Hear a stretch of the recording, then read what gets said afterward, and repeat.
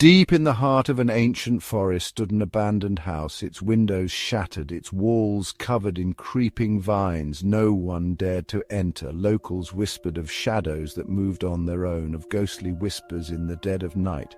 But one evening, a man named Alex, cycling through the woods, heard something that chilled his blood. Help me. The voice was faint, desperate, a girl's voice coming from inside the house. Alex hesitated, but the thought of someone trapped pushed him forward. He peered through a broken window, but the darkness inside was impenetrable. Swallowing his fear, he pushed the creaking door open and stepped inside. Slam! The door shut behind him with unnatural force.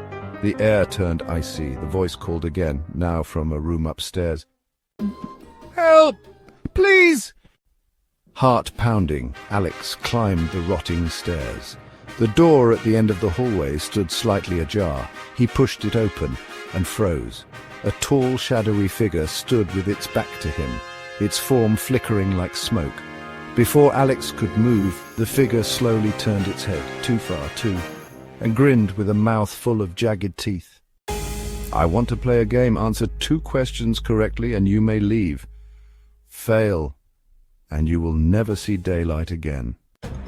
The air was thick with tension as the shadowy figure spoke, its voice echoing through the darkness. Shadowy figure, Vo, what walks on 4 legs in the morning, 2 at noon and 3 in the evening? Alex's mind raced. Then he remembered the old riddle. Alex, VO, a man. He crawls as a baby, walks as an adult, and uses a cane when old. Second question, what can you hold in your right hand, but never in your left? My left hand. A terrible silence filled the room. Then, with a furious scream, the shadow dissolved into mist. The front door flew open, sunlight pouring in. Alex didn't look back. He ran, lungs burning, until the forest swallowed the house behind him. But sometimes at night he still hears a whisper, play again.